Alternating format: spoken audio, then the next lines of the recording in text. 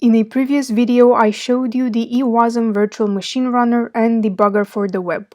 Continuing the series of advanced blockchain tools, today you will see an EVM1 simulator and debugger built on the same interface and core as the eWASM virtual machine runner.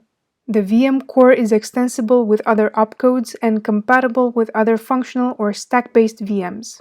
We are now in our Factotum IDE, and I installed the EVM simulator and debugger as a plugin.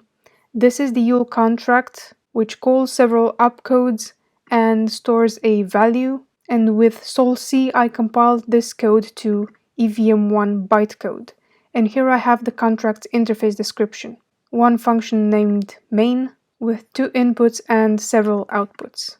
And here we can run the debugger with the bytecode from B3 and the ABI from B2 and the list of 2 arguments. This is the EVM1 debugger, same interface as the eWASM debugger, and we can see all the opcodes. And the chain state that has been touched by the script. Empty memory slots have been hidden so we can clearly see what changes after executing each opcode.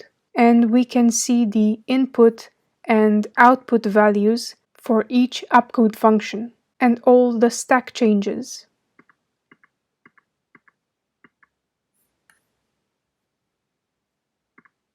And we can also see the storage map and each log that was emitted by the script.